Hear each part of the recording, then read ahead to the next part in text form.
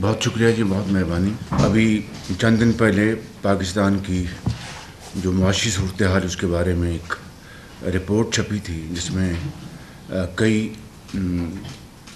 Fields میں ہمارے جو اشاریے ہیں وہ بہتر ہو گئے ہیں۔ ہماری جو آئی ٹی کی ایکسپورٹس ہیں there in the month of March they're all time high, اور اسی طریقے سے ہماری ایکسپورٹس میں بھی اضافہ ہوا ہے۔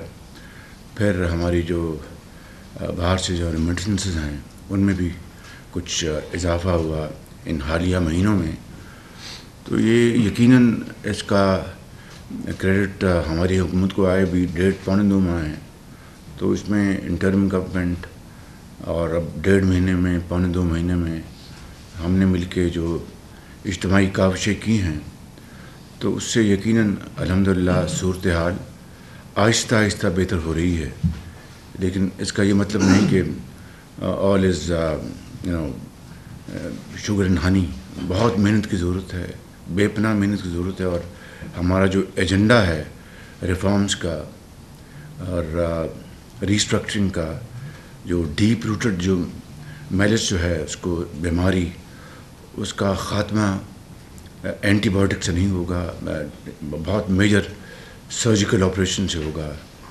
ابھی کل میں نے پاور سیکٹر کا جو ریویو ہے 4 اقساط میں پچھلے 1.5-2 ہفتوں میں اس کو کل مکمل کیا ہے، اور پھر انشاءاللہ جو فیصلے ہم نے اس میں کیے ہیں بجلی کی چوری میں کمی لانے کے حوالے سے، اور اسی طریقے سے ٹرانسمیشن سسٹم جو ہے اس کو بہت کمزور ہے، اس میں بہت زیادہ لاسز ہیں، اس کو مضبوط کرنے کے لیے، اور کس طرح بجلی ہم سستی کر سکتے ہیں، اور ڈسکوس کا ہم نے کل ایک اصولی فیصلہ کیا، اس کو اب ہم انشاءاللہ ایس آئی ایف سی اور پھر کابینہ میں لے کے آئیں گے۔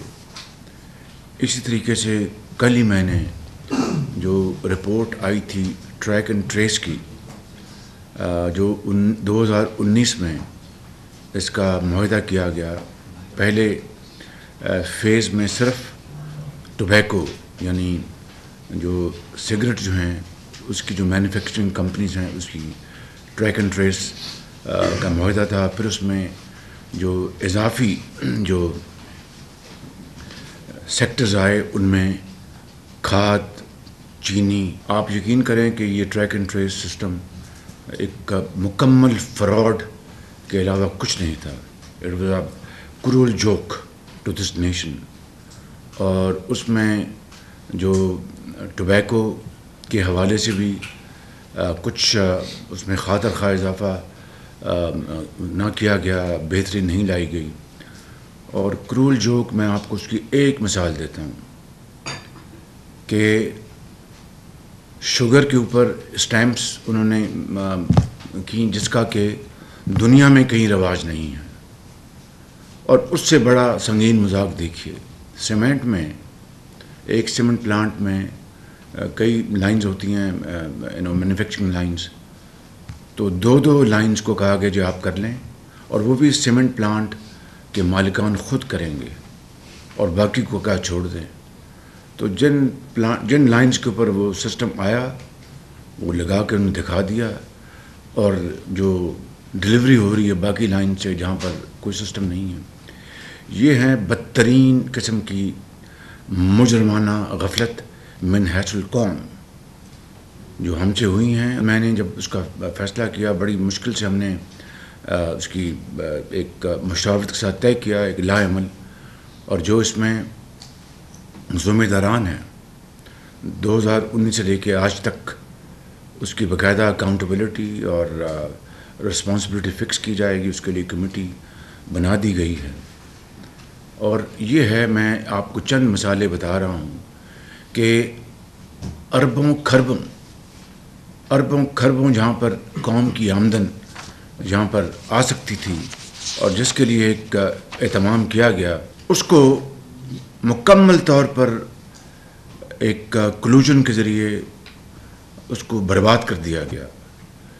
اور یعنی آپ یہ بتائیے، میں سیمنٹ مل کے مالکان بہت اچھے ہوں گے، بہترین لوگ ہیں، کچھ اچھے ہیں کچھ نہیں بھی ہیں، اور یہ معاشرہ دنیا میں نہیں، پاکستان میں، دنیا میں اس طرح کہیں کوئی اچھا ہے، کوئی غلط ہے، کوئی سچ بولتا ہے، کوئی جھوٹ بولتا ہے، کوئی ٹیکس صحیح دیتا ہے، کوئی نہیں دیتا.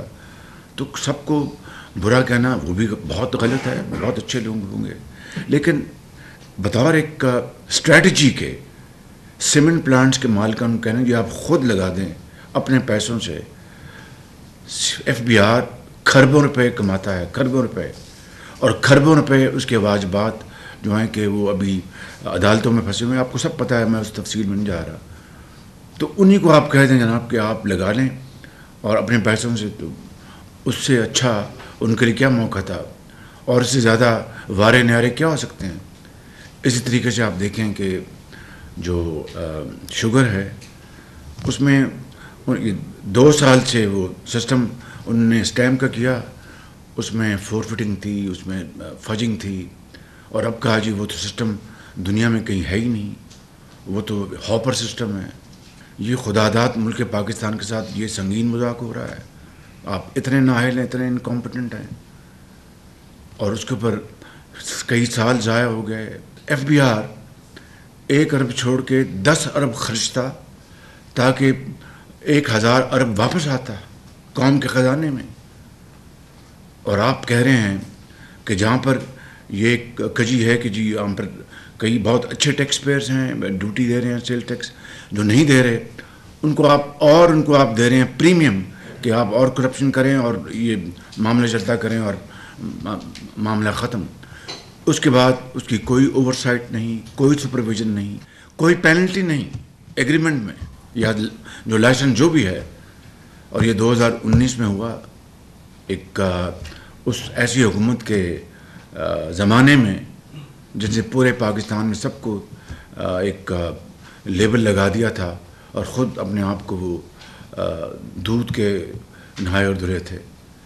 تو میں یہاں پر I'm not indulging into any kind of politics. کہہ یہ رہا ہوں کہ یہ ہے یعنی اس ملک کی خدمت کا ریکارڈ، اور ایسی حکومت جو کہ نہ جانے کہاں سے صاف چلی تھی، کہاں سے صاف گزری تھی.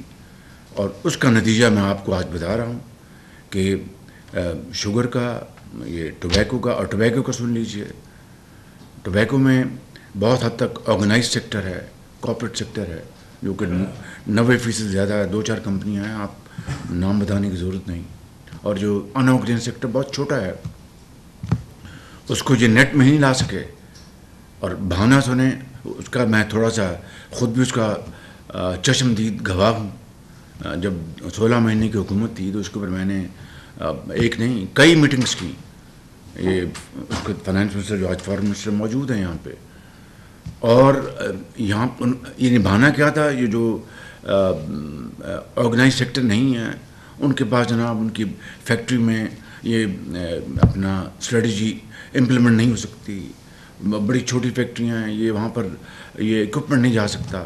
بھائی تو آپ نے اس کا حل ڈھونڈنا تھا. میں نے I am not speaking for my self, میں نے کہا پھر آپ فیکٹری کے باہر اسکینرز لگا دیں. ہاں جی یہ ہے، اس کو دیکھ لیتے ہیں. اس کے اوپر بھی 2-3 میٹنگز ہوئیں، اور پھر فیصلہ ہوا کہ 3 اسکینرز ان فیکٹریوں کے لیے امپورٹ کر لیے جائیں. وہ زمانہ فارن ایکسچینج کے حوالے سے سخت تھا. آج بھی اتنی کوئی آسودگی نہیں، لیکن قدر بہتر ہیں ہم. تو 3 کا فیصلہ ہوا. 9 مہینے بعد جب اللہ نے ہمیں دوبارہ موقع دیا، وہ اسکینرز امپورٹ ہی نہیں ہوئے. تو یہ ہے عالم. تو میں سمجھتا ہوں کہ ہمیں بڑے اس ملک کے مفاد میں ہمیں سخت فیصلے کرنے پڑیں گے، اور اس کے اوپر اس کا پیرا دینا ہوگا.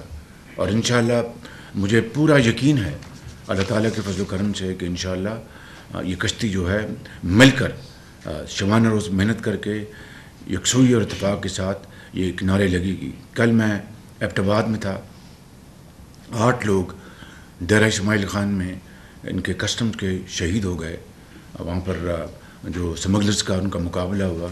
اب یہ بھی اسی طرح کی اس سے جڑی ہوئی ایک دردناک کہانی ہے کہ میں پوچھتا ہوں کہ ایف بی آر جو کہ یہ اربوں خربوں کماتا ہے، وہ پیسے آئیں گے، ضرور آئیں گے انشاءاللہ قومی خزانے میں. نہ آئے تو پھر ہمیں یہاں پر حکومت کرنے کا کوئی حق نہیں، بالکل ہم لے کے آئیں گے انشاءاللہ. تو اس میں جب میں وہاں پر گیا تو اس کے شہید کے والد سے ملا، تو بڑے وہ حوصلے میں تھا. میں ان کی اپنا ہمت کی اس والد کی داد دیتا ہوں. ہمیں مل کر پاکستان کی خدمت کرنی ہے. یہ ذمہ داری اللہ نے دی ہے. اٹس ناؤ اور نیور. پہلے بھی کہا وی پرفارم اور وی پیرش.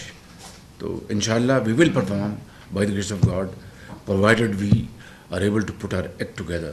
اب جو ٹریک اینڈ ٹریس کا جو معاملہ ہے اس کی میں نے اب انکوائری کمیٹی میں نے بنا دی ہے اور 72 گھنٹے میں اس کی رپورٹ میں نے مانگی. اس کے اوپر وی ول ٹیک سٹرن ایکشن.